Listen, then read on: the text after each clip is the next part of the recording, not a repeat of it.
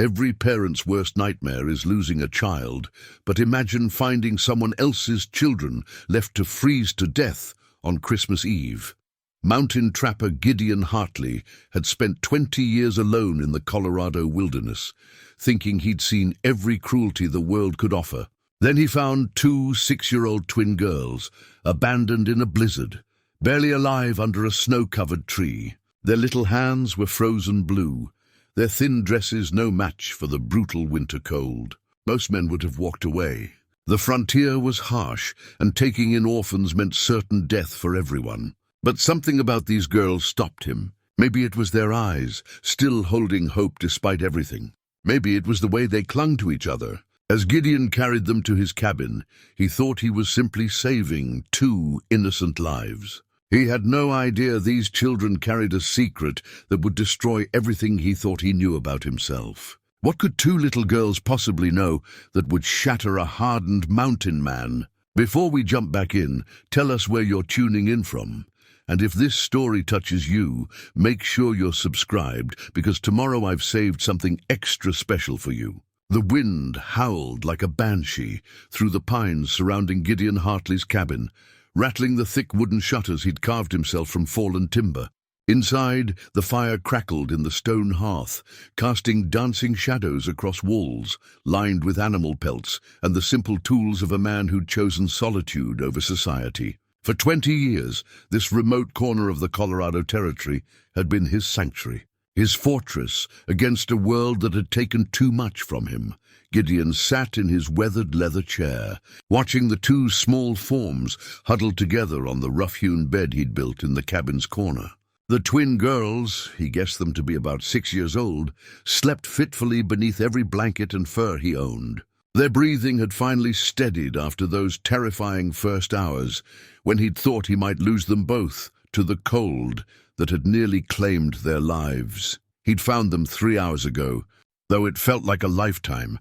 The memory played again in his mind, checking his trap lines one final time before the Christmas Eve blizzard made travel impossible. Following tracks that shouldn't have been there, small footprints in the snow, too small to belong to anyone who should be out in this weather. The tracks had led him to a cluster of pines, where the girls lay curled together like sleeping kittens, their thin cotton dresses offering no protection against nature's fury. Most men would have seen 2 more mouths to feed in a winter that promised to be brutal. Gideon saw something else entirely, innocence in a world that had little use for such things, hope in faces that should have been marked by despair. Something in their closed eyes had reminded him of another face, another time, another choice that had cost him everything. On the small table beside his chair lay his father's Bible, its leather binding cracked with age, pages yellowed from years of handling. Reverend Josiah Hartley had been a man of unwavering faith, leading his congregation through the hardships of frontier life with sermons about love, forgiveness, and God's plan for every soul. Gideon hadn't opened that Bible in 15 years, not since the day he'd buried his faith alongside everything else he'd once held dear. The girls stirred, and Gideon found himself holding his breath. The smaller of the 2, he thought of her as Hope, though he didn't know her real name, opened eyes the color of winter sky. She looked at him without fear, which surprised him more than anything. Children were usually afraid of him with his wild beard and mountain-rough appearance. "Mister?" she whispered, her voice barely audible over the storm outside. "You're safe," he said, his voice rusty from disuse. He rarely spoke aloud anymore, having had only his horse and the occasional trading partner for company these past years. "You're warm now." The other girl, Faith, he'd decided, sat up slowly, keeping one protective arm around her sister. These 2 had learned early to take care of each other, Gideon realized. Something in the way they moved together, the silent communication between them, spoke of children who'd had to grow up too fast. "Are you hungry?" Gideon asked, though he already knew the answer. Their faces were gaunt beneath the rosiness the warmth had brought back to their cheeks. He ladled thick stew from the pot that hung over his fire, blowing on each spoonful before offering it to them. They ate like wolves, but politely, as if someone had once taught them proper manners. As they ate, Gideon studied them more carefully. These weren't the children of farmers or trappers. Their hair had been carefully braided before their ordeal. He could see the remnants of silk ribbons tangled in the dark strands. Their dresses, though torn and stained now, had once been fine cotton with delicate embroidery along the hems. Someone had loved these girls, had provided for them, had dressed them as carefully as china dolls. "Where did you come from?" he asked gently. Faith's eyes filled with tears, but she didn't speak. Hope reached into the pocket of her torn dress and pulled out something small and silver, a locket that caught the firelight. She pressed it into Gideon's weathered palm, her tiny fingers closing his around it. "Mama," Hope whispered. The word hit Gideon like a physical blow. He'd heard that word before, in another voice, from another little girl who'd grown up to make choices that had broken both their hearts. The locket was warm from Hope's body heat, and when he opened it carefully, he found a tiny daguerreotype of a woman with kind eyes and the same delicate features as the girls. "Where is your mama now?" he asked, though something in their expressions already told him the answer. Faith shook her head slowly, fresh tears spilling down her cheeks. Hope crawled closer to Gideon, settling against his knee with the trust that only children could show. "Bad man," Hope whispered. "Mama said run." The simple words carried a weight that settled in Gideon's chest like a stone. These children had seen something terrible, had lost everything, and somehow had found their way to his cabin in the wilderness. He thought about the odds of such a thing, how they could have survived even a few hours in that storm, how they'd managed to stay together, how they'd found the one place for miles around where someone might help them. Some folks might call it coincidence. Gideon's father would have called it providence. The wind outside began to quiet as the storm passed, but inside the cabin a different kind of tempest was brewing in Gideon's heart. For 20 years he'd lived by simple rules.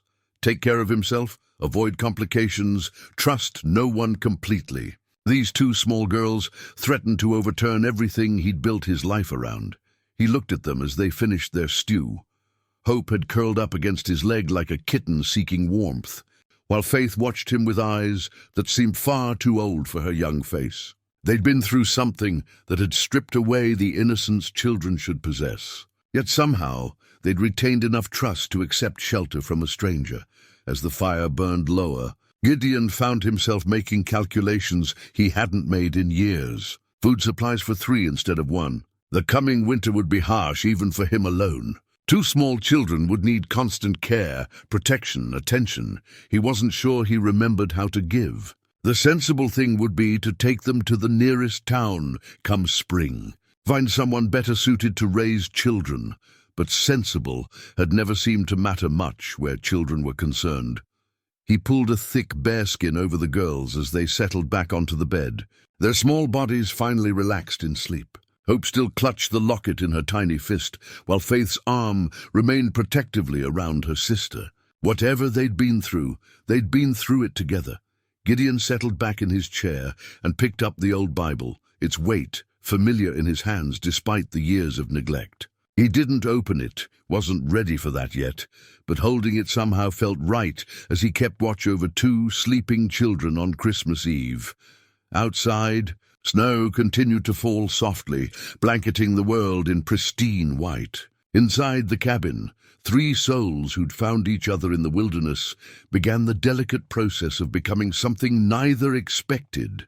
A family forged not by blood, but by choice, need, and the kind of love that shows up when everything else falls away. Tomorrow would bring questions he wasn't ready to answer, and decisions that would change everything. But tonight, for the first time in 20 years, Gideon Hartley wasn't alone for Christmas. Christmas morning dawned clear and cold, the storm having blown itself out during the night. Gideon woke to find Hope standing beside his chair, the silver locket still clutched in her small hand. She'd been watching him sleep, her blue eyes serious in a way that reminded him uncomfortably of his own daughter at that age. "Good morning, little one," he said softly, his voice rough with sleep. "The bad man is coming," Hope whispered. The word sent ice through Gideon's veins. He sat up quickly, instantly alert in the way 20 years of mountain living had taught him. What bad man? Faith was awake now too, sitting up on the bed with tears already forming in her eyes. The one who hurt Mama, she said in a voice barely above a whisper. Gideon moved to the window and carefully opened one of the shutters, just a crack. The world outside was pristine white, unmarked by any tracks save those of rabbits and deer. But something in the girl's certainty made him trust their instincts over his own observations. "Tell me about this bad man," he said, settling on the edge of the bed between them. The story came out in fragments, the way traumatic memories often do with children. A big house with many rooms. A mama who cried when she thought no one was looking. A man with cold hands and a voice like winter wind who made their mama afraid. The girls had been hiding in a closet on Christmas Eve when they heard shouting, then their mama screaming, then terrible silence. "She came to us," Faith whispered, touching the torn fabric of her dress where dried blood had left dark stains. "She was hurt bad. She said we had to run, had to hide, had to find somewhere safe. She gave us this," Hope added, holding up a piece of expensive fabric, blue silk with gold thread embroidery. The kind of material that spoke of wealth and status. Said if we got lost, to show it to someone who would help. Gideon examined the fabric carefully. It was good quality, the kind worn by the wives of railroad barons and mining magnates. But it was stained with something dark that made his stomach turn cold. Blood. Too much blood. "How did you find my cabin?" he asked. The girls looked at each other with that silent communication he was beginning to recognize. Finally, Faith spoke. "Mama drew us a map before she couldn't talk anymore. She said to follow the creek to where it splits, then go to the mountain shaped like a sleeping bear. She said there was a good man there who would keep us safe." A chill ran down Gideon's spine that had nothing to do with the winter air. His cabin sat exactly where they described, at the fork of Willow Creek, beneath the peak the locals called Bear Mountain for its distinctive silhouette. But how could their mother have known about him? He'd had no contact with the outside world beyond the occasional trading post visit for supplies. "What was your mama's name?" he asked, though part of him dreaded the answer. "Catherine," Hope said simply. "Catherine Ashworth." The name hit Gideon like a physical blow. He stood abruptly, turning away from the girls so they wouldn't see the storm of emotions crossing his face. Catherine, his Catherine. The daughter he'd driven away 15 years ago with his stubborn pride and rigid expectations. The pieces began falling into place with horrible clarity. Catherine had married Randall Ashworth against Gideon's wishes, a man 20 years older, wealthy but cold, powerful but cruel. Gideon had refused to attend the wedding, had told her she was making the biggest mistake of her life. She'd left Colorado Territory with tears in her eyes and had never returned. Now she was dead, and her children, his grandchildren, had fled across hundreds of miles of wilderness to find the father who'd abandoned her. "Girls," he said, his voice carefully controlled, "I need to ask you something important. The bad man, what did he look like?" "Tall," Faith said, "with white hair and mean eyes. He wore a black coat with shiny buttons. He smelled like flowers," Hope added, with a child's attention to unexpected details. "But not good flowers? Dead flowers?" "Randall Ashworth. It had to be. Catherine had married him, and now she was dead. And these children were the only witnesses to whatever had happened in that big house on Christmas Eve." Gideon's hands shook as he poured coffee from the pot by the fire. He needed to think, needed to plan, but his mind kept circling back to the devastating realization that he'd failed his daughter completely. She'd sent her children to him because she had nowhere else to turn, and he hadn't even known she was in danger. A sound outside made him freeze, the distant whinny of a horse. Too far away to be clear, but close enough to matter. The girls heard it too. Hope immediately ran to him, wrapping her small arms around his leg, while Faith scrambled under the bed with the practiced ease of a child who'd learned to hide quickly. Gideon moved to the window again, this time opening the shutter wider. In the distance, barely visible through the trees, he could make out riders. 3 of them, moving slowly but purposefully along the creek bed, following tracks that had been covered by the storm, but were still visible to experienced trackers. "They found us," Faith whispered from under the bed. Gideon's mind raced through possibilities. His cabin was well hidden, but not invisible to determined searchers. The girls couldn't travel far in this cold, especially not with men on horseback pursuing them. He could try to hold them off, but he was one man against what looked like professional trackers. The riders were closer now, and Gideon could make out more details. They wore good coats and rode expensive horses, not the kind of men who usually worked as bounty hunters or kidnappers. These looked like the kind of men a wealthy railroad magnate might hire to retrieve valuable property, because that's what the girls were to Ashworth, Gideon realized with growing fury. Not grieving children who'd lost their mother, but witnesses to his crime and obstacles to his inheritance of Catherine's fortune.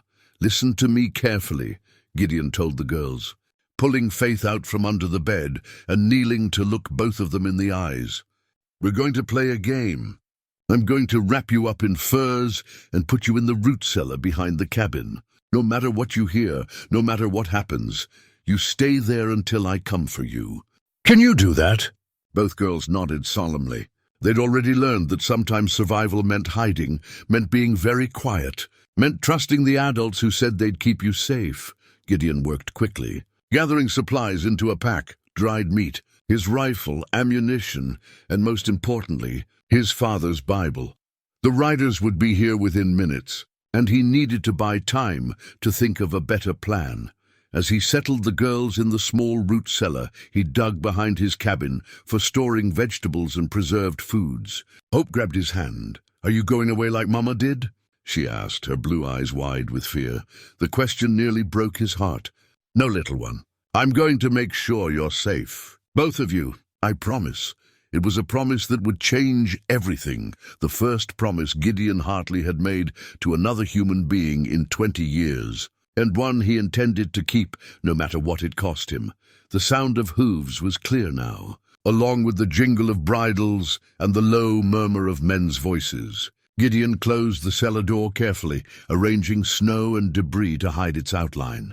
Then he walked back to his cabin to face whatever was coming, his hand resting on the grip of the Colt revolver he'd worn through 2 wars and 20 years of frontier life. Through his window, he watched 3 riders approach, well-dressed men with the hard eyes of professionals. The one in the lead held up a hand to halt the others just outside rifle range. A tactical decision that told Gideon these weren't simple hired guns.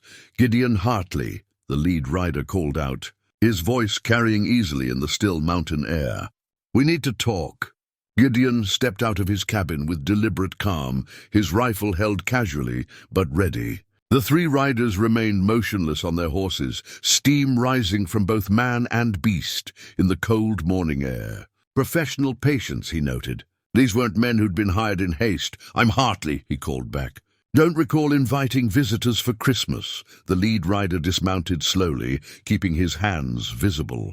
He was a tall man with graying temples and the kind of steady confidence that came from years of authority. Marshal Cornelius Wright, representing the Ashworth family. "We're looking for 2 missing children." The name Ashworth hit Gideon like a fist to the gut, though he kept his expression neutral. "Don't see many children up this way." Then, to stick closer to civilization, Wright reached into his coat carefully and withdrew a folded paper. "Adelaide and Victoria Ashworth, ages 6, disappeared Christmas Eve from their home in Denver. Their stepfather is beside himself with worry." Stepfather. The word tasted bitter in Gideon's mind. He'd bet Randall Ashworth was worried that his stepdaughters might tell someone what they'd seen happen to their mother. "Haven't seen any children," Gideon lied smoothly. "Storm's been bad. Anyone caught out in that weather would be dead by now." Wright's eyes narrowed slightly. He was studying Gideon's face, looking for tells, for signs of deception. "Mind if we look around? Just to be thorough." "Matter of fact, I do mind." Gideon shifted his grip on the rifle slightly, not quite pointing it at anyone, but making his position clear. "This is private property, and you've got no jurisdiction here." "Actually, I do." Wright pulled out a badge. Federal Territory Marshal. These children are believed to have been kidnapped. That makes this a federal matter. One of the other riders, a thin man with nervous eyes, spoke up. Boss, tracks around the cabin. Small ones. Fresh as yesterday. Gideon's heart hammered against his ribs, but his voice stayed steady. Rabbits, deer, mountains full of tracks. Wright studied him for a long moment, then walked closer. Mr. Hartley, I'm going to be straight with you. Those children's mother was killed Christmas Eve. They're the only witnesses to what happened. Their stepfather hired me to bring them home safely. Killed how? The question slipped out before Gideon could stop it. Robbery gone wrong, according to the local sheriff. Broke into the house, killed Mrs. Ashworth. Tried to kidnap the children for ransom. Mr. Ashworth fought them off, but not before the girls ran off in the confusion. Every word was a carefully crafted lie, and Gideon could see Wright didn't entirely believe it himself. The marshal was smart enough to see the holes in Ashworth's story, but professional enough to do his job anyway. Terrible thing, Gideon said. But like I told you, haven't seen any children. Wright nodded slowly, then gestured to his men. Search the area. Look for signs they might have passed through. This was the moment Gideon had been dreading. His cabin was isolated, but it wasn't invisible. Experienced trackers would find signs of the girls' presence. Disturbed snow where he'd carried them inside. The root cellar where they were hiding. Perhaps even footprints he'd missed. As Wright's men began their search, the marshal continued talking, his tone conversational, but his eyes alert. You live alone up here, Mr. Hartley? 20 years now. That's a long time to avoid human company. Men must have his reasons. Gideon said nothing, watching as one of the riders dismounted and began examining the ground around his cabin. The thin man was good. He'd found the place where Gideon had carried the girls inside, could see him tracing the disturbed snow with growing excitement. Got something, the thin man called. Looks like someone carried a heavy load here. 2 loads, maybe. Wright's attention sharpened. Recent. Day, maybe 2. The marshal turned back to Gideon, and now there was steel in his voice. Mr. Hartley, I'm going to ask you one more time. Have you seen 2 small girls in the last few days? Behind the marshal, his other rider had found the root cellar. Gideon saw the man's eyes widen as he recognized what he was looking at. Saw him start to clear away the snow and debris Gideon had used to disguise the entrance. Time had run out. Matter of fact, Gideon said, raising his rifle in one smooth motion. I have. Wright's hand moved toward his gun, but stopped when Gideon's rifle centered on his chest. Easy, Mr. Hartley. No one needs to get hurt here.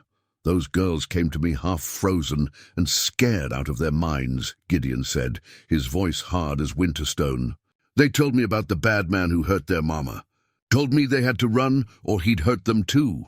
Their stepfather would never hurt them, Wright said. But something in his tone suggested he was trying to convince himself as much as Gideon. Their stepfather killed their mother. And they saw him do it. The words hung in the cold air between them. Wright's expression shifted subtly, doubt flickering across his professional composure. Behind him, the thin man had found the root cellar door and was reaching for the handle. Step away from there, Gideon ordered, swinging his rifle toward the thin man. Wright raised his hand slowly.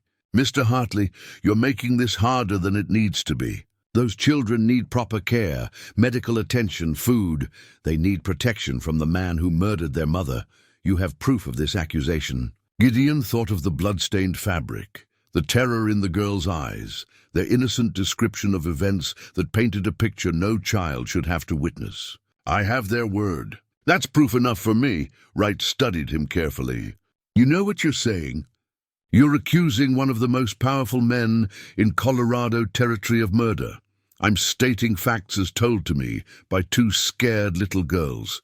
The thin man had frozen with his hand on the cellar door, waiting for orders. The third rider had his hand on his gun butt, but hadn't drawn yet.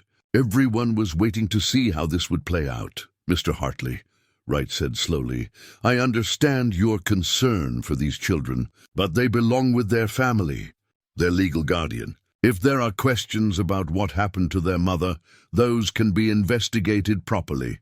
By who? Sheriff who's already decided it was a robbery. Or maybe by Ashworth himself? Wright's jaw tightened. By the proper authorities, through proper channels. While those girls disappear permanently. The marshal was quiet for a long moment, and Gideon could see him wrestling with doubts he'd probably been carrying since taking this job.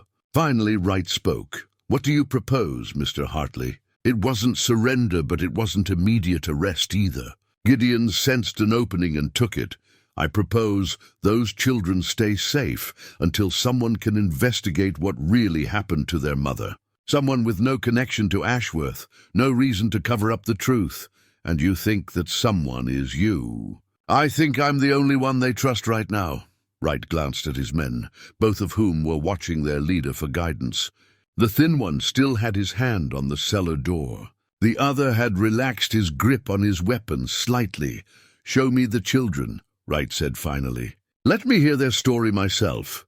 It was a reasonable request, and probably the best Gideon could hope for under the circumstances. He nodded toward the thin man. "Step back from there." When Wright's tracker had moved away from the cellar, Gideon approached carefully, never taking his eyes off the three men. He knocked on the wooden door in a pattern, 2 short, 3 long, 1 short. "It's safe, girls. Come on out." The door opened slowly, and Hope's head appeared first, her blue eyes wide as she took in the 3 strange men. Faith followed, staying close to her sister, both of them moving instinctively toward Gideon. Wright's expression softened as he saw them, 2 small girls in oversized clothes, clearly frightened, but trying to be brave. Whatever else he was, the marshal wasn't a man who enjoyed terrorizing children. "Hello, girls," he said gently, crouching down to their level. "My name is Marshal Wright. I'm here to help you." Hope immediately hid behind Gideon's legs. Faith stood her ground but moved closer to her protector.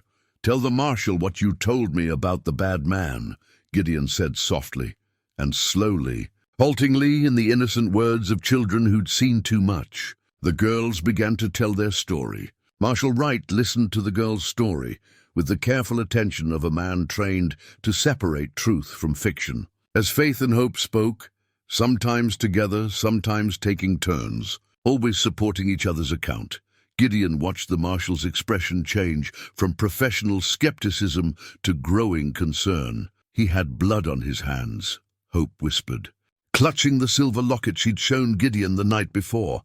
"Mama's blood. She told us to run," Faith added, her voice stronger but still shaky. "Said the bad man would hurt us too if we didn't hide." Wright looked up at Gideon, conflict clear in his eyes. "These are serious allegations, from the mouths of babes," Gideon replied. "Children don't lie about things like this." The thin tracker shifted nervously. "Marshal, Mr. Ashworth is expecting us back with the girls. He's got half the territorial police looking for them." "I'm sure he does," Wright said dryly. He stood slowly, his hand resting on his gun butt, but not threatening. "Mr. Hartley, you understand the position this puts me in. I was hired to find these children and return them to their guardian. You were hired to find the truth," Gideon countered. "Question is whether you're man enough to follow where it leads." The words hung between them like a challenge. Wright studied the girls again, noting how they stayed close to Gideon, how they watched the strangers with the wariness of prey animals. Whatever they'd been through, they'd learned to be afraid of men who worked for their stepfather. "There's a town about 20 miles south of here," Wright said finally. "Cedar Falls has a doctor, a sheriff, proper facilities for children. What would you say to taking them there while we sort this out?" It wasn't perfect, but it was better than handing the girls over to Ashworth's men immediately. Gideon nodded slowly. "Long as they stay safe." "You have my word on that." The thin tracker spoke up again, his voice edged with frustration. "Marshal, this ain't what we were paid for. Mr. Ashworth expects—" "Mr. Ashworth will get a full report of our findings," Wright cut him off sharply. "Our job is to ensure these children's safety, not to meet anyone's expectations." Within an hour, they were traveling south through the mountain passes, Gideon leading his pack horse, while the girls rode double on Wright's mount. The marshal had insisted on this arrangement, keeping the children close where he could protect them, while allowing Gideon to maintain his role as their primary protector. The thin tracker, who'd introduced himself as Pike, rode ahead as a scout. The third man, Lawson, brought up the rear, his eyes constantly scanning their back trail. Both men were clearly uncomfortable with the change in plans, but they followed Wright's orders. As they traveled, Gideon found himself studying Marshal Wright with new interest. The man carried himself with the confidence of someone accustomed to command. But there was something else there, a moral compass that hadn't been completely corrupted by money or politics. It gave Gideon hope that maybe, just maybe, justice might actually be possible. "Papa Gideon," Hope said softly from Wright's saddle. The name slipping out naturally, Wright's eyebrows rose at the familiarity, but he said nothing. The girls had clearly bonded with their rescuer in a way that spoke of desperate need, finding unexpected safety. They reached Cedar Falls as the sun was setting, painting the mountains in shades of gold and purple. The town was typical of Colorado Territory settlements, a main street lined with wooden buildings, a church with a modest steeple, houses scattered along the hillsides like seeds blown by the wind. Wright led them directly to the doctor's house, a neat two-story building with a sign reading Marcus Patterson. "Madi."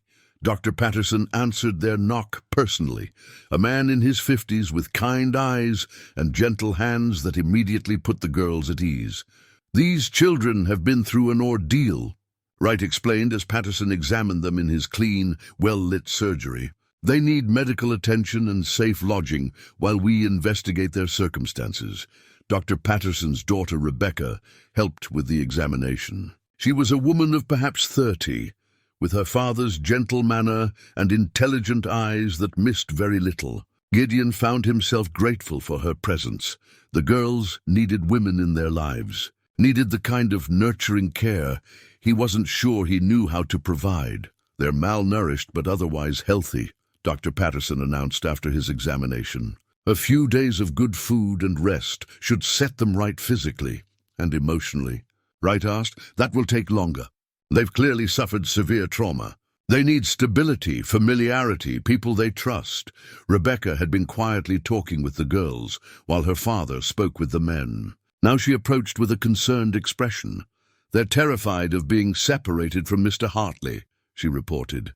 "Every time I suggest they might stay here while he rests elsewhere, they become agitated."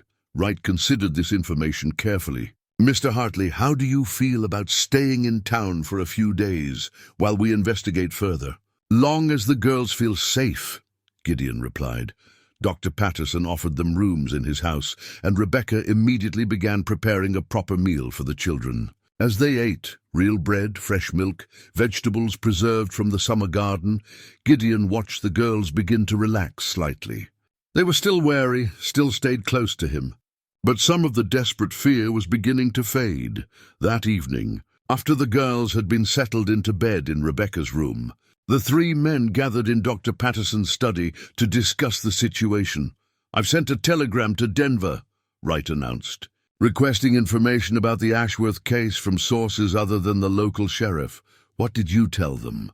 Gideon asked. "That I have reason to believe there may be more to Mrs. Ashworth's death than initially reported. That the children are safe but require protection while the investigation continues." Dr. Patterson leaned forward in his chair. "Marshal, in my medical opinion, those girls have been subjected to severe psychological trauma. Their symptoms are consistent with having witnessed extreme violence, consistent with their account of what happened Christmas Eve," Wright agreed. Pike, who'd been silent through most of the discussion, finally spoke up. "Marshal, you know what kind of man Randall Ashworth is. Rich, connected, powerful. He's got friends all the way up to the territorial governor. If we're wrong about this, if we're wrong, we apologize and return 2 children to their legal guardian," Wright interrupted. "If we're right, we prevent those children from being murdered by the man who killed their mother." The blunt assessment silenced Pike's objections, but Gideon could see the man's continued discomfort. He was the kind of hired gun who preferred simple jobs with clear objectives. Moral complexity made him nervous. "What's our next move?" Gideon asked. "We wait for information from Denver. Meanwhile, we keep the children safe and try to gather more evidence about what really happened Christmas Eve." Dr. Patterson stood to refill their coffee cups. They're welcome to stay here as long as necessary. Rebecca has taken quite a shine to them, and they seem comfortable with her. That's generous of you, Doc. It's the right thing to do. Those girls have been through enough. As the evening wore on, they discussed practical arrangements. Gideon would stay in the doctor's guest room, close enough to reassure the children, but allowing them to begin adjusting to other trusted adults. Wright would remain in town to coordinate the investigation. Pike and Lawson would continue their official duties, though Wright made it clear their priorities had shifted.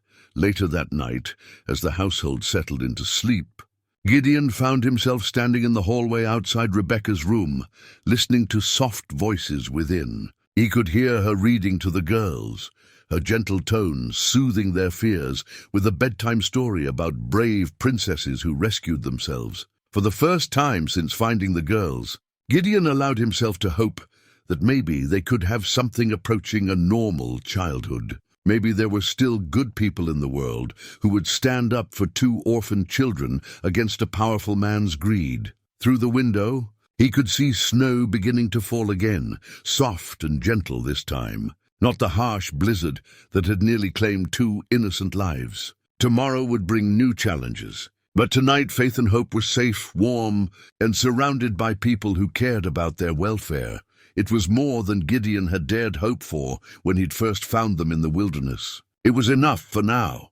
3 days passed in deceptive tranquility. The girls began to show glimpses of the children they'd been, before tragedy struck, Hope's infectious giggle when Rebecca told funny stories, Faith's careful questions about the world beyond their immediate experience. They still clung to Gideon's presence, still startled at unexpected sounds, but slowly they were beginning to trust that safety might be more than a temporary gift. Then Marshal Wright received the telegram that changed everything. Gideon was helping Dr. Patterson reorganize his medical supplies when Wright burst through the door, his face grim. "We need to talk, all of us, now." They gathered in the doctor's study, Wright, Gideon, Dr. Patterson, and Rebecca. Pike and Lawson had been sent on an errand to keep them occupied, while the adults discussed matters that would determine the girls' fate. Wright spread a telegram on the desk, along with several official documents. This came from a federal judge in Denver, Judge Harrison Mitchell, a man whose integrity is beyond question. "What does it say?" Rebecca asked. "Adelaide and Victoria Ashworth are wanted in connection with the murder of their mother," Wright read. "There's a reward posted for their return. $5,000, dead or alive." The words hit the room like a physical blow. Dr. Patterson sank into his chair, his face pale. Rebecca gasped, her hand flying to her mouth. "Dead or alive?" Gideon's voice was deadly quiet. "For 6-year-old children?" "It gets worse." Wright pulled out another document, a wanted poster with crude but recognizable sketches of the girls. "According to this, Adelaide and Victoria Ashworth murdered their mother in a fit of rage, then fled into the wilderness. They're described as dangerous and unpredictable." "That's insane," Rebecca protested. "They're babies. They couldn't hurt anyone. Ashworth has convinced the authorities that the girls are mentally unstable, possibly possessed by evil spirits. He's painted himself as the grieving stepfather, trying to get help for his disturbed stepdaughters." Gideon studied the poster with growing fury. Someone had taken considerable time and money to create this elaborate lie, to twist the truth so completely that innocent children became wanted criminals. "There's more," Wright continued grimly. "I'm officially ordered to arrest Gideon Hartley for kidnapping and harboring fugitives." Dr. Patterson looked up sharply. "You're not going to—" "I'm not arresting anyone until I understand what's really happening here." Wright's jaw was set in stubborn lines.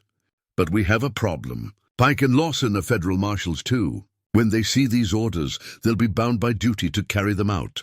How long do we have?" Gideon asked. "They'll be back within the hour." Rebecca stood abruptly. "I'll pack supplies. Food, medicine, warm clothes for the girls." "Rebecca, if you help them, you'll be breaking federal law," her father warned. "Some laws are wrong. Papa, some laws protect evil men while condemning innocent children."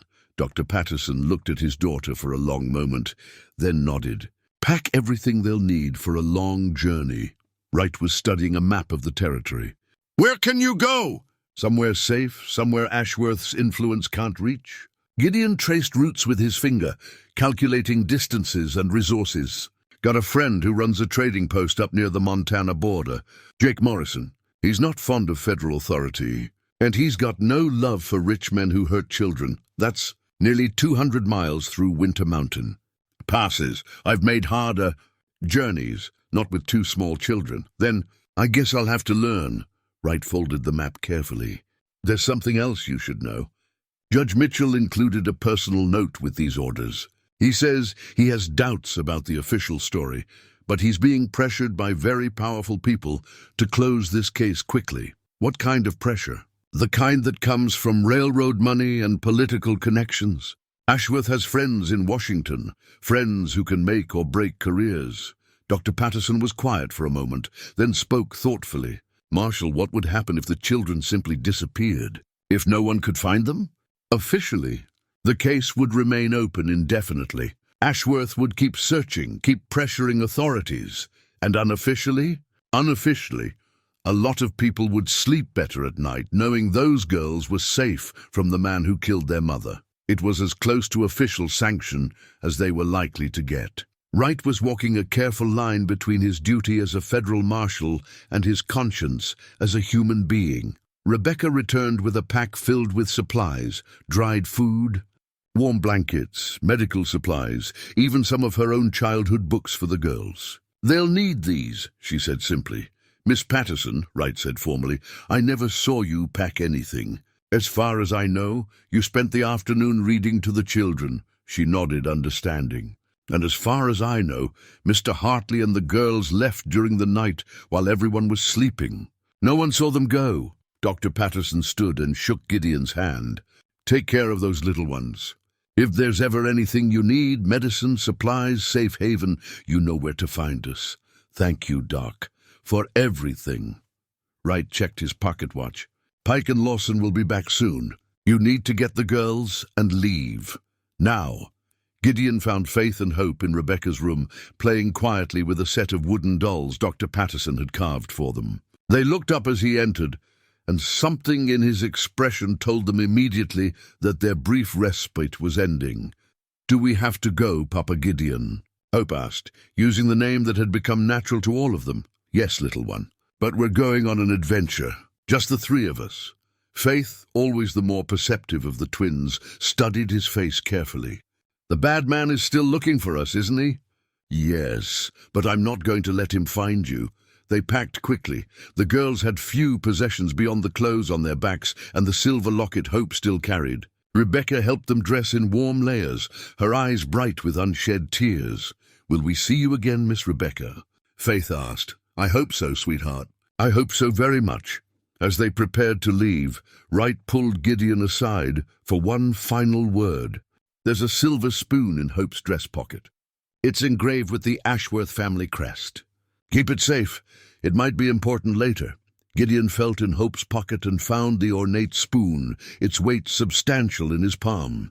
Evidence? Or proof of identity? Either way, don't lose it. They slipped out the back door as the sun was setting, Gideon leading his horse with both girls mounted together. The snow crunched softly under the horses' hooves as they made their way toward the mountain trail that would take them north, toward Montana, and whatever safety they could find in the wilderness. Behind them, Cedar Falls settled into evening quiet. Ahead lay 200 miles of winter mountain passes, pursuing marshals, and a powerful man who wanted two little girls dead. But Gideon Hartley had made a promise to keep those children safe. And 20 years of solitary mountain living had taught him that some promises were worth dying for. The first night was the hardest. Gideon found shelter in a shallow cave he'd used years before, its entrance hidden by fallen timber and overgrown brush. The girls huddled close to the small fire he dared to build, their faces pale in the flickering light. "I'm scared, Papa Gideon," Hope whispered, clutching her silver locket like a talisman. "I know, little one, but you're braver than you think." Faith sat quietly, but Gideon could see her small hands trembling, not from cold, but from the weight of memories that wouldn't leave her alone. Finally, as the fire burned lower, she spoke. "I need to tell you something," she said, her voice barely audible. "About Mama and the bad man." Gideon settled beside her, keeping his voice gentle. "What is it, sweetheart?" "We saw more than we told the marshal. More than we told anyone."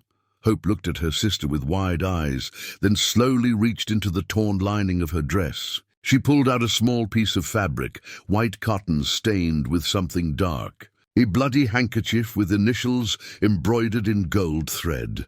"Sarcey, Mama gave us this before she couldn't talk anymore," Faith whispered. "She said it was proof. Said if anything happened to her, we should show it to someone who could help." Gideon examined the handkerchief carefully. The blood was dried, but still clearly visible, and the embroidery was expensive, the kind of personal item a wealthy man might carry. Randall Ashworth's initials, stained with Catherine's blood. "There's something else," Faith continued. "The bad man, he wasn't alone that night. There was another man with him. A man in a black coat who smelled like tobacco and whiskey. Did you see this other man clearly?" "A little. He was tall and thin, with a scar on his cheek. He's the one who hurt Mama while the bad man watched." The story that emerged was even more horrific than Gideon had imagined. Catherine hadn't been killed in a moment of rage. She'd been murdered deliberately, coldly, while her stepfather directed the violence. The girls had watched from their hiding place as Ashworth paid the scarred man for his work, had heard him give orders about disposing of the body and making it look like a robbery. "Mama tried to fight," Hope added, tears streaming down her small face. "She kept saying our names, telling us to run and find the good man by the Sleeping Bear Mountain." The revelation that Catherine had known about Gideon's location, had apparently planned for this possibility, raised questions that made his heart ache. How long had she been in danger? How long had she been planning an escape route for her daughters that led to the father she hadn't spoken to in 15 years? "Why didn't you tell Marshal Wright about the other man?" Gideon asked gently. "We were scared," Faith admitted. "What if he was one of the bad men too? What if he told them where we were?" The children's instinctive distrust of authority figures spoke to how thoroughly their world had been shattered. They'd learned that adults couldn't be trusted, that safety was temporary, that even those sworn to protect might be working for their enemies. As the night deepened, Gideon found himself struggling with a growing sense of inadequacy. These children needed more than he could provide: professional medical care for their trauma, educational opportunities, the stability of a real home. What could a mountain hermit offer two little girls who'd witnessed their mother's murder? But when Hope crawled into his lap seeking warmth and comfort, when Faith trusted him enough to share her most terrible secrets, he remembered why he'd made his promise. Sometimes love wasn't about being perfect. It was about being present when everyone else had failed. The next morning brought new challenges. Gideon's horse had developed a slight limp, slowing their progress considerably. The weather was turning colder, with storm clouds building on the northern horizon. Most troubling of all, he'd spotted distant riders on their back trail, too far away to identify, but moving with the purposeful determination of men, following a specific route. "How much farther to your friend's trading post?" Faith asked, as they ate a cold breakfast of dried meat and hardtack.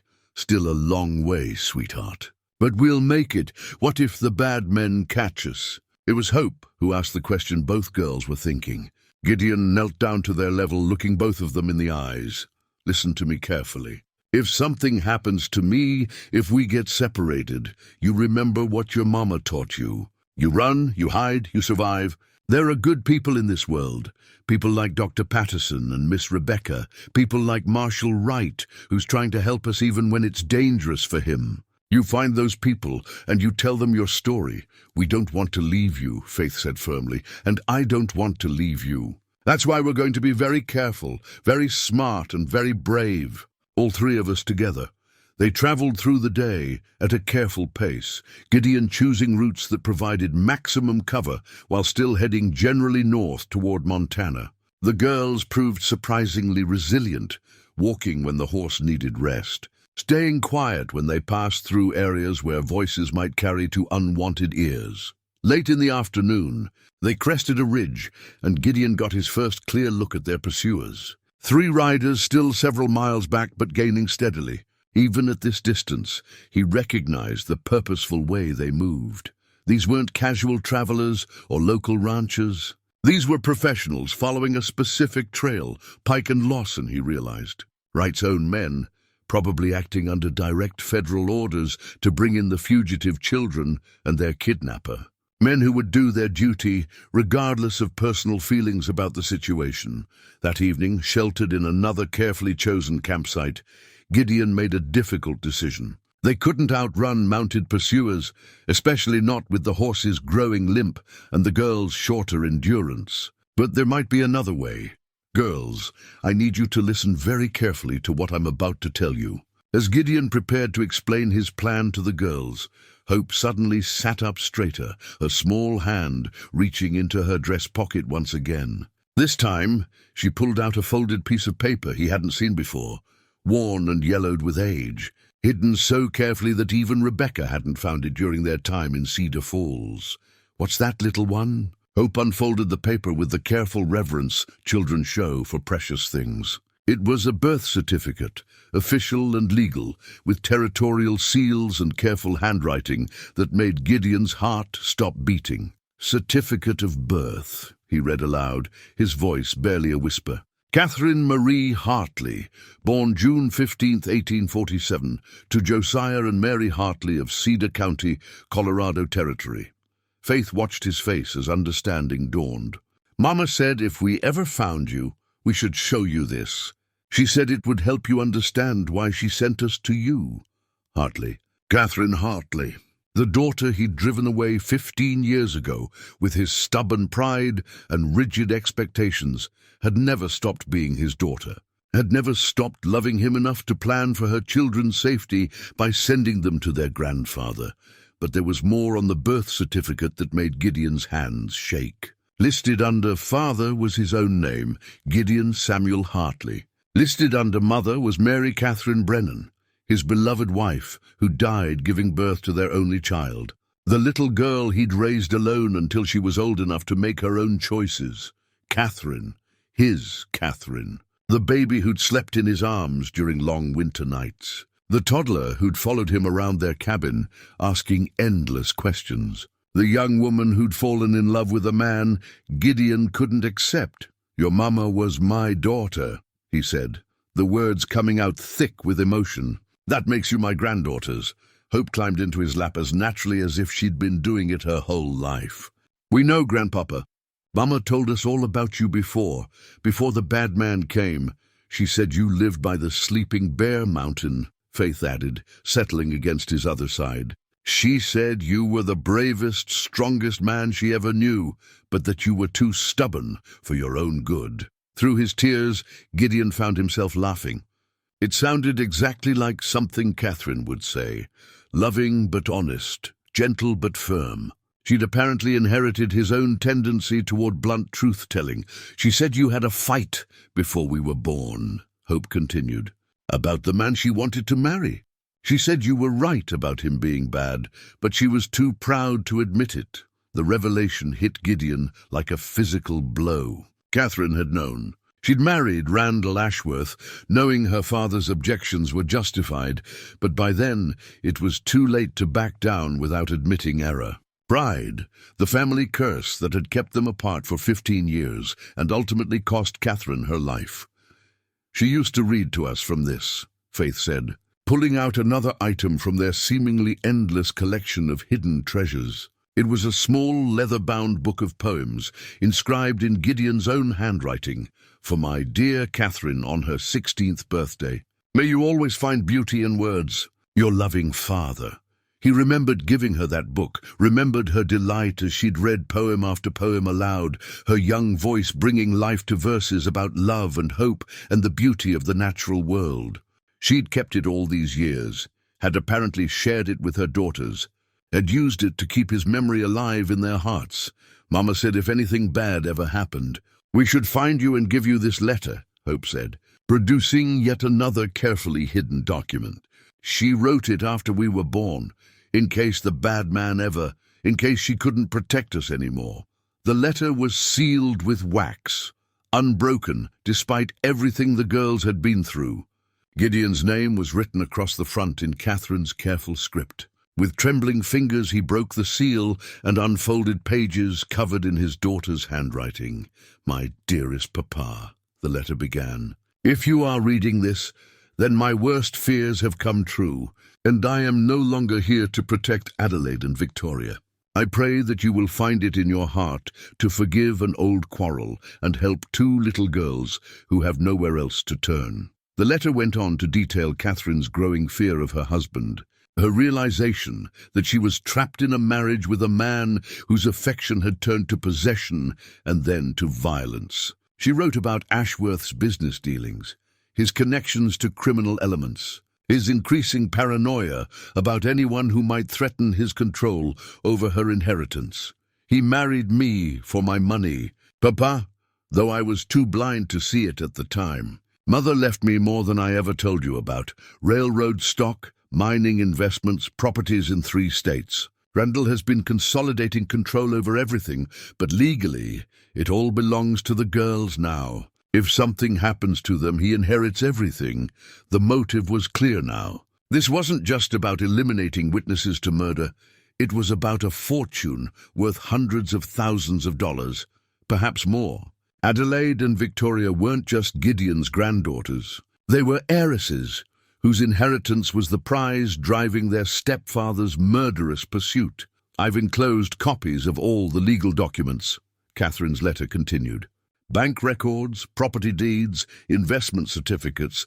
I've hidden the originals where Randall will never find them, but these copies should be enough to prove the girls' legal claim to their inheritance. More importantly, they prove why Randall wants them dead."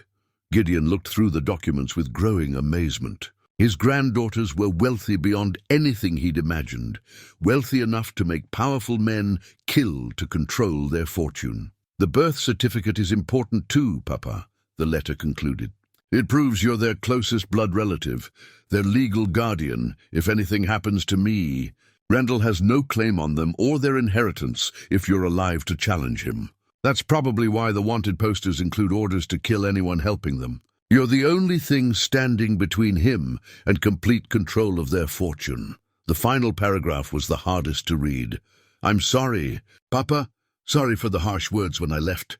Sorry for the years of silence. Sorry for bringing this danger to your door. But I'm not sorry for sending the girls to you. You taught me that family means protecting the people you love, no matter the cost. Please protect them now the way you once protected me. They need their grandfather's strength and love. All my love, your daughter Catherine." As Gideon finished reading, both girls were watching him with anxious expressions. They'd known some of this already, but seeing their grandfather learn the full truth was clearly difficult for them. "We're really your granddaughters?" Hope asked softly. "Yes, little one. You really are. And you'll take care of us like Mama said?" For as long as I draw breath, Faith studied him seriously. "Mama said you might not want us because we caused the fight that made her go away." The innocent statement nearly broke Gideon's heart. These children had been carrying guilt for a quarrel that happened years before they were born. They had been afraid their own grandfather might reject them because of ancient family history. "Listen to me, both of you," he said firmly, gathering them close. "None of what happened between your mama and me was your fault. Not any of it. You are the best thing that's come into my life in 20 years, and I thank God every day that she was wise enough to send you to me, even though we brought the bad men, especially because you brought the bad men. It means I get to do something I should have done 15 years ago, protect my family." Understanding the full scope of what they were facing changed everything. This wasn't just about keeping 2 orphan children safe. It was about preserving their legal inheritance and stopping a murderer from profiting from his crimes. The stakes were higher than Gideon had imagined, but so were the resources available to them. More importantly, he now knew why Catherine had been so certain about his location, why she'd been able to guide her daughters to his remote cabin. She'd been watching over him from a distance, keeping track of her stubborn father, even when pride prevented direct contact. Love had found a way to bridge the gap their quarrel had created, As night settled over their campsite, Gideon found himself transformed by knowledge and purpose. He was no longer just a mountain hermit trying to do the right thing. He was a grandfather, protecting his family's legacy, a father seeking justice for his murdered daughter, a man with legal standing to challenge the forces arrayed against them. Tomorrow would bring new dangers. But tonight, for the first time since finding the girls, Gideon felt genuinely hopeful. They weren't just running away anymore. They were moving toward a future where justice might actually be possible. Armed with the knowledge of who the girls truly were and what was at stake, Gideon made a decision that would have seemed impossible just days earlier. Instead of continuing to run north toward the Montana border, they would return to Cedar Falls and confront their enemies directly. Running would only delay the inevitable. Randall Ashworth had too much money and too many resources to be evaded forever. Better to face him on ground of their choosing, with allies they could trust. The journey back took 2 days, traveling carefully to avoid Pike and Lawson, who were still following the false trail northward. Gideon used every skill 20 years of mountain living had taught him, leading his granddaughters through hidden valleys and forgotten paths that wouldn't appear on any official map. As they approached Cedar Falls, Hope made another revelation that changed their tactical situation completely. "Grandpapa," she said as they paused to rest within sight of the town, "there's something else Mama hid for us." She reached deep into the lining of her dress and produced a small golden ring, Catherine's wedding ring from her first marriage to Gideon's son-in-law. But this wasn't the ornate piece Ashworth had given her. This was a simple gold band with an inscription inside that made Gideon's breath catch, "To my beloved Catherine, all my love always." "James, who was James?" Faith asked. "Your real father," Gideon said quietly. "Your mama was married before to a good man named James Morrison. He died in a mining accident when you girls were babies. So the bad man isn't really our stepfather." "No, sweetheart. He's your mama's second husband, but he never legally adopted you. According to the law, I'm your closest living relative." The ring meant even more than that, though. Hidden inside the band was a tiny rolled piece of paper, so small it was nearly invisible, but containing information that could destroy Ashworth completely. It was a list of names, dates, and financial transactions documenting his criminal enterprises. Catherine had been collecting evidence against her husband for years, preparing for the day when she might need to expose him. She was planning to leave him, Gideon realized as he studied the miniature document. She'd been building a case against him, documenting his crimes. "Mama was very smart," Faith said proudly. "She taught us to watch and listen and remember everything, especially when grown-ups thought we weren't paying attention." As they made their way carefully into Cedar Falls after dark, Gideon felt the weight of his granddaughter's complete trust. They followed his lead without question, stayed quiet when he signaled, moved with the fluid coordination of children who'd learned to survive by being invisible. Dr. Patterson's house was dark, except for a single lamp in his study window. A signal. Rebecca had arranged to indicate it was safe to return. They slipped through the back garden and tapped softly on the kitchen door. Rebecca opened it immediately, her face lighting with relief and joy. "Thank God you're safe. We've been so worried." Dr. Patterson emerged from his study, followed by Marshal Wright, whose presence surprised Gideon until he saw the marshal's expression, grim but determined. "Pike and Lawson?" Gideon asked. "Still chasing shadows up north," Wright replied. "I may have given them some misleading information about your likely route." They gathered in the study, where Wright had spread out a collection of documents on the desk, telegrams, legal papers, and what appeared to be official correspondence from Denver. "The situation has changed," Wright began, without preamble. "Randall Ashworth arrived in town this morning with 6 hired men and a federal warrant for your arrest. Mr. Hartley, he's not leaving without those children. Let him try to take them. It's not that simple. He's got legal authority on his side, and he's not the only one involved anymore.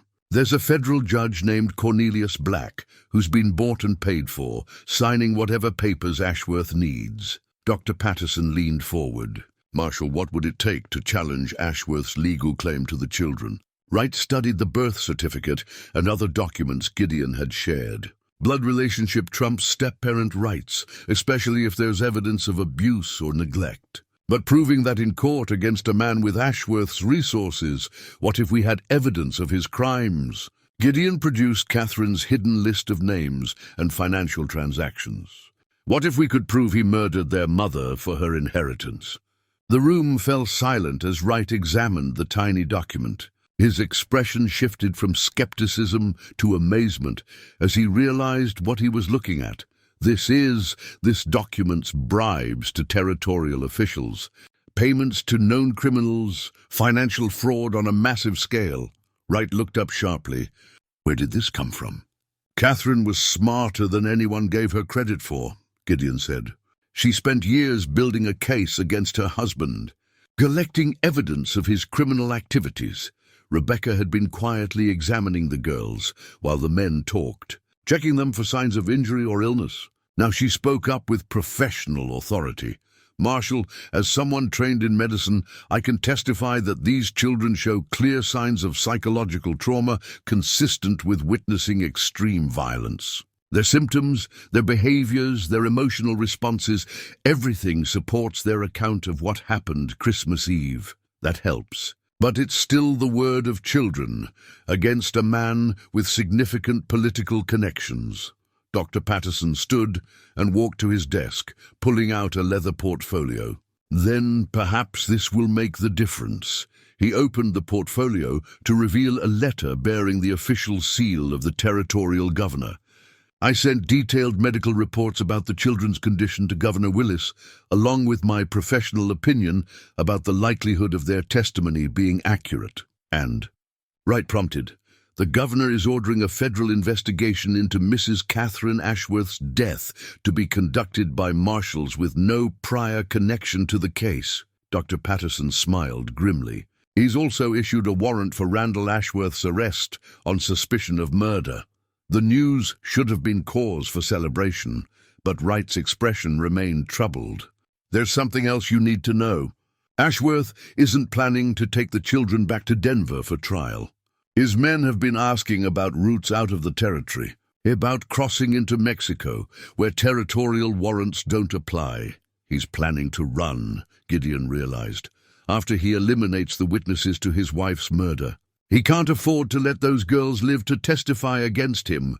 The enormity of the situation settled over them like a heavy blanket. They weren't just fighting for the girls' custody anymore.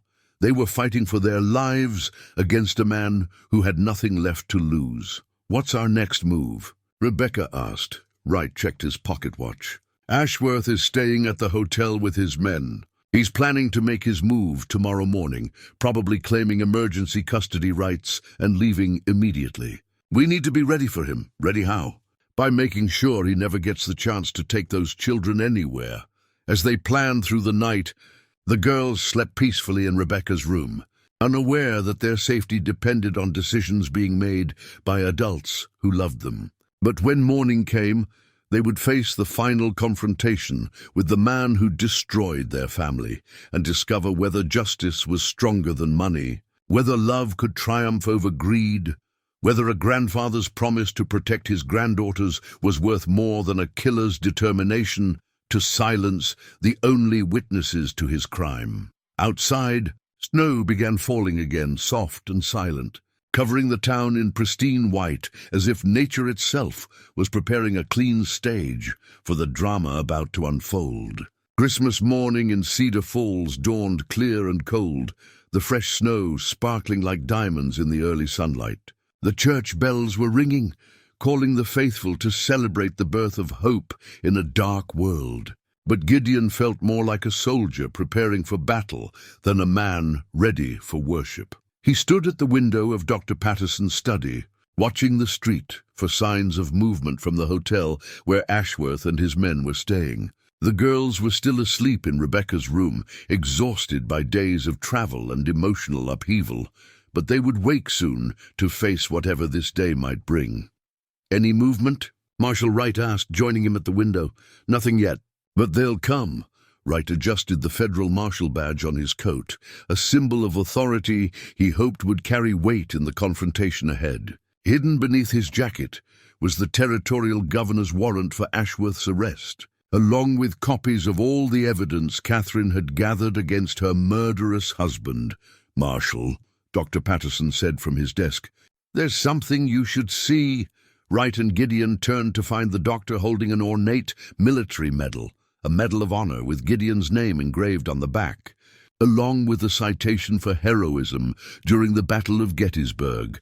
"I found this in your pack while Rebecca was organizing supplies," Dr. Patterson explained. "You never mentioned you were a war hero." Gideon took the medal reluctantly, its weight familiar in his palm. "That was a long time ago." "Different war, different man." "Maybe so, but the tactical skills are still there," Wright observed. "I can see it in how you move, how you assess situations. We could use that experience today." Before Gideon could respond, Rebecca appeared in the doorway with both girls, who were dressed in clean clothes and looked surprisingly calm for children about to face their mother's killer. "Is the bad man coming today?" Hope asked, clutching her silver locket. "Yes, little one, but we're ready for him." Faith studied the adults' faces with the perception that had kept her and her sister alive.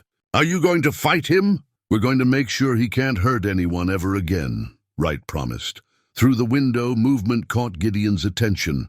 6 men were emerging from the hotel, led by a tall figure in an expensive black coat. Even at this distance, Randall Ashworth commanded attention, a man accustomed to having his orders followed without question. "They're coming," Gideon announced. Wright moved to the window for a better look.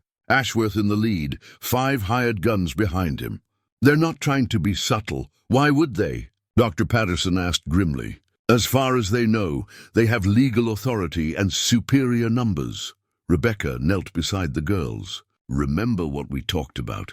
If anything happens, you go to the church and stay with Reverend Mackenzie. He's expecting you." Both girls nodded solemnly, but neither moved toward the door. They'd learned not to trust easily, and their instinct was to stay close to the people who'd proven they would fight to protect them. The sound of boots on the front porch announced their visitor's arrival. Wright positioned himself near the door, his hand resting casually on his gun butt. Gideon moved to shield the girls, while maintaining a clear line of sight to the entrance. A heavy knock rattled the door, followed by a voice that carried the authority of wealth and power. "Dr. Patterson, this is Randall Ashworth. I'm here for my stepdaughters." Dr. Patterson opened the door calmly, his medical training helping him maintain composure under pressure. "Mr. Ashworth, I wasn't expecting you." Ashworth stepped into the hallway without invitation, his cold eyes immediately finding the girls huddled near Gideon. He was a handsome man in his 50s, with silver hair and the kind of presence that commanded rooms. But there was something predatory in his gaze that made Hope press closer to her grandfather's leg. "Adelaide, Victoria, thank God you're safe," he said with perfect theatrical concern. "I've been so worried about you." Neither girl responded, but Faith took a small step backward, her young face showing the fear that no amount of adult reassurance could completely erase. "Marshal Wright." "Territorial authority," Wright announced, stepping forward to display his badge. "I need to speak with you about the death of Catherine Ashworth." Ashworth's expression didn't change, but something cold flickered in his eyes. "A terrible tragedy. Robbery gone wrong, as I'm sure you know. The local sheriff has already closed the case. I'm here to reopen it. On whose authority?" Wright produced the governor's warrant with deliberate ceremony. "On the authority of Governor Willis, who has concerns about the official investigation." For the first time, Ashworth showed genuine surprise. His eyes scanned the document quickly, his legal mind obviously calculating the implications. "This is highly irregular," he said finally. "I've already provided my statement to the local authorities, and now you'll provide it to me." Wright's voice carried the quiet authority of a man accustomed to being obeyed. "But first, we need to discuss the custody of these children. They're my stepdaughters. Their legal guardian. I have every right—actually, you don't." Gideon stepped forward, and for the first time, Ashworth focused his full attention on the mountain man who'd disrupted his carefully laid plans. "You must be the kidnapper," Ashworth said with cold disdain. "Gideon Hartley, there's a federal warrant for your arrest, and a territorial warrant for yours." Gideon produced his own documentation, the birth certificate proving his relationship to Catherine, the legal papers establishing his parental rights. "These are my granddaughters, and you murdered their mother." The accusation hung in the air like smoke from a gun barrel. Ashworth's men shifted nervously behind him, hands moving instinctively toward their weapons, but Wright's presence kept the situation from exploding into immediate violence. "That's a serious charge." "Mr. Hartley," Ashworth said with dangerous calm, "I hope you can prove it." The tension in Dr. Patterson's front hallway was thick enough to cut with a knife. Ashworth's 5 hired men stood behind their employer like wolves waiting for the signal to attack, while Wright kept his hand steady on his weapon, ready for whatever might come. It was Hope who broke the deadly silence, her small voice cutting through the adult posturing like a blade. "You killed our mama," she said simply, looking directly at Ashworth with the fearless honesty that only children possess. Ashworth's mask of concern finally slipped, revealing the cold calculation beneath. Children often imagine things after trauma. They need professional help to distinguish fantasy from reality. They need protection from the man who murdered their mother, Gideon countered, his voice carrying the quiet menace of a man pushed beyond his limits. Faith stepped forward, her 6-year-old face showing remarkable courage. "We saw you, Mr. Ashworth. We saw you pay the scarred man to hurt Mama. We heard you tell him to make it look like robbers." The ravings of disturbed children, backed up by physical evidence.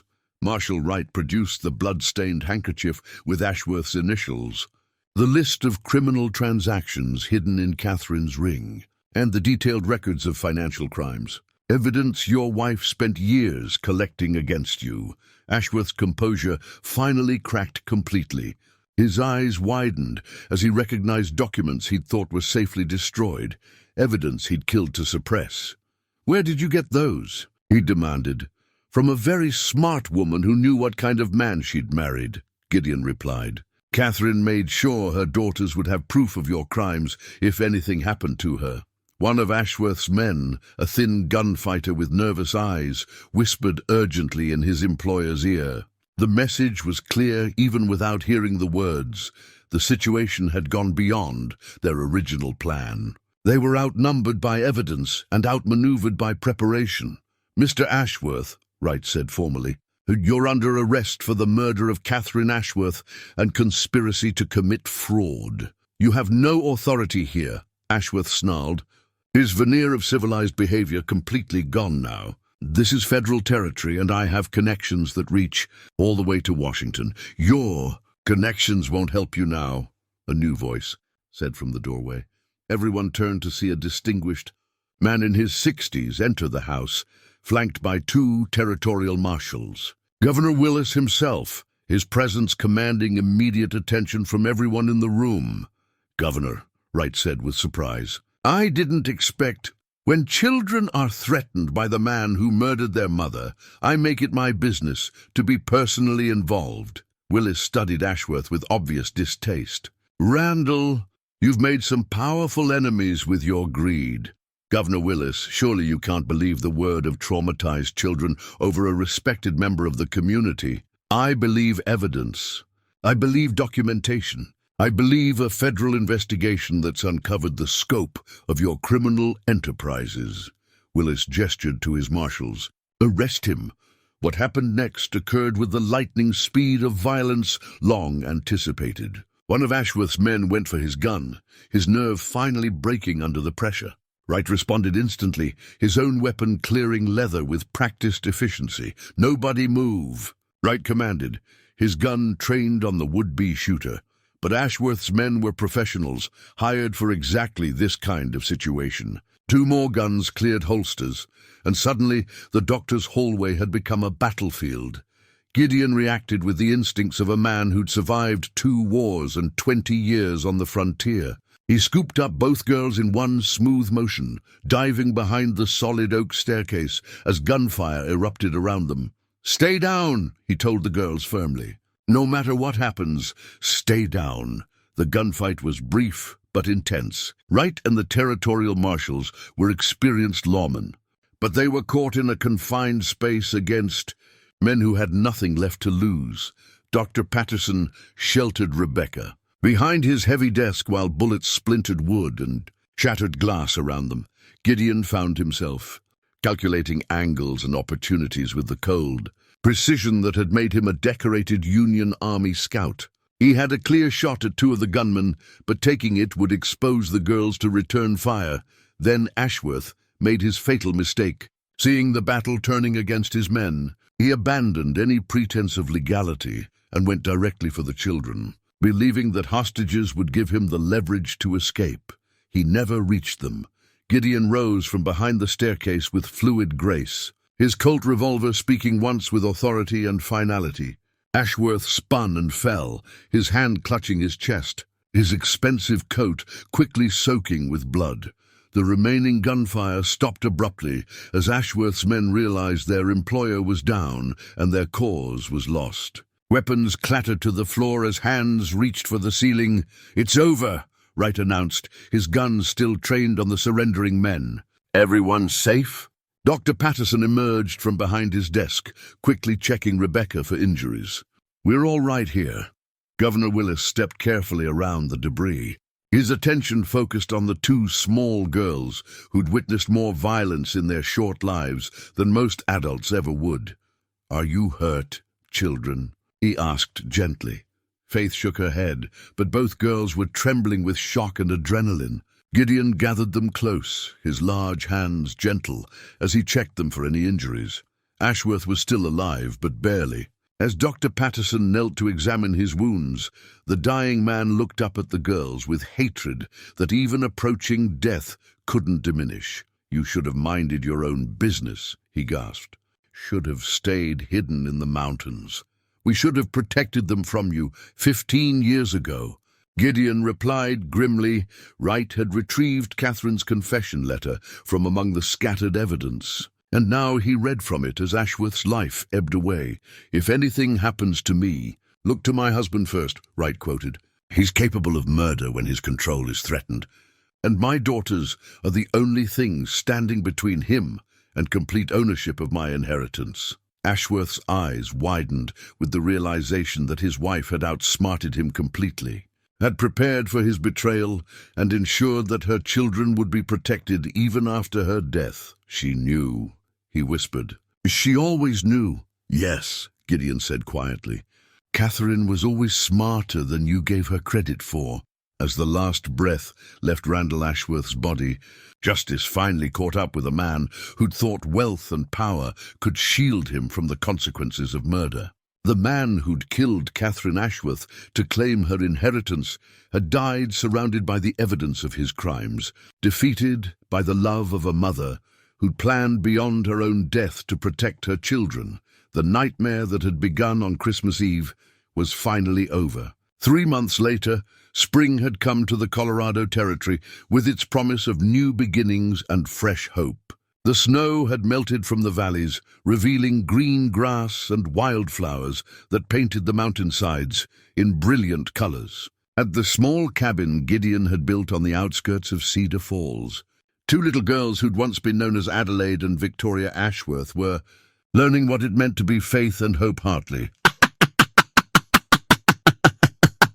Legal proceedings had been swift once Governor Willis took personal interest in the case. Ashworth's criminal empire had crumbled under federal investigation, revealing a web of corruption that reached deep into territorial politics. The evidence Catherine had painstakingly gathered over years of abuse had proven even more valuable than anyone had imagined, exposing bribes, extortion, and murder on a scale that shocked even experienced lawmen. More importantly for the girls, their inheritance had been fully restored to them under Gideon's guardianship. The fortune their mother had left them, railroad stock, mining investments, properties across 3 states, would ensure they never wanted for anything material. But the real treasure they'd found was something no amount of money could buy, a family that loved them unconditionally. "Grandpapa, come see what Miss Rebecca taught us," Hope called from the cabin's front porch, where she and Faith were practicing their letters on small slate boards. Gideon looked up from the garden plot he'd been preparing, his weathered face creasing into the kind of smile that had become natural since the girls entered his life. "What are you writing, little one?" "Our real names," Faith said proudly, showing him the careful letters spelling out Faith Catherine Hartley. "Miss Rebecca says it's important to know how to write your whole name." Hope's slate showed Hope Mary Hartley, names that honored their mother and grandmother while establishing their new identity as part of Gideon's family. The transformation from frightened, traumatized refugees to confident, happy children hadn't happened overnight, but with patience, love, and the stability of a true home. They were healing from the horrors they'd witnessed. Rebecca Patterson had become a regular presence in their lives, helping with the girls' education and serving as the maternal figure they desperately needed. Her relationship with Gideon had developed slowly, built on mutual respect and shared commitment to the children's welfare. But there was unmistakable warmth between them that spoke of deeper feelings carefully nurtured. "Mr. Hartley," Rebecca said, emerging from the cabin with a basket of laundry, "Dr. Morrison sent word that he's arriving this afternoon with supplies from Denver." Jake Morrison had indeed proven to be the good friend Gideon had described, traveling regularly between his trading post and Cedar Falls to help establish the girls' new life. More importantly, he'd served as an unofficial liaison with the territorial authorities, ensuring that all legal matters were handled properly and that the family's privacy was protected. As if summoned by the mention of his name, Morrison appeared on the path leading up to the cabin, leading a pack horse laden with boxes and packages. He was a man of 60, with the kind of solid reliability that inspired immediate trust. Someone who'd survived 40 years on the frontier by being both tough and fair. "Jake," Gideon called out, walking over to help with the supplies. "Good to see you. Always a pleasure, Gideon." "Girls, I brought something special for you from Denver." Faith and Hope ran over eagerly as Morrison unpacked a wooden crate containing books, real books with colorful illustrations and stories designed to capture young imaginations. Along with the books came writing materials, slate boards, and even a small wooden desk crafted specifically for two little girls to share. "This is from your trust fund," Morrison explained to the girls. "Part of the money your mama left you, being used exactly the way she would have wanted, for your education and happiness." The girls examined their new treasures with the wonder that children show for unexpected gifts. But it was clear their greatest pleasure came from sharing the moment with the adults who'd become their family. "There's something else," Morrison continued, producing an envelope sealed with official wax. "From Judge Mitchell in Denver. The final legal papers." Gideon opened the envelope carefully, scanning the formal language that legally established him as the girl's adoptive father and guardian. All of Ashworth's claims had been permanently dissolved, all questions of custody settled in favor of blood family and the children's clearly expressed preferences. "It's official," he announced. "Faith and Hope Hartley, daughters of Gideon Hartley, citizens of Colorado Territory." The celebration that followed was simple but heartfelt. Rebecca had prepared a special dinner featuring the girls' favorite foods, while Morrison regaled them with stories from his latest travels. Dr. Patterson arrived in time for dessert, bringing news that the last of Ashworth's associates had been arrested and that the case was finally completely closed. As evening approached and their guests prepared to leave, Gideon found himself standing on the porch with Faith and Hope, watching the sun set behind the mountains that had once been his refuge from the world's pain. "Grandpapa," Faith said thoughtfully, "do you think Mama can see us now?" It was the kind of question that had no easy answer, but Gideon had learned that children needed honesty more than false comfort. "I think she can, sweetheart. I think she knows you're safe and loved, and I think that makes her very happy." "I miss her," Hope said quietly. "I miss her too, little one.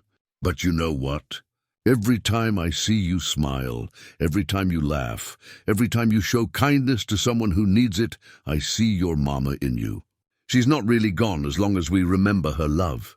Rebecca joined them on the porch, carrying the family photograph she'd arranged to have taken that morning, a formal portrait of Gideon with his granddaughters, all three of them dressed in their finest clothes and looking directly into the camera with expressions of quiet confidence. "For the family album," she said, showing them the image.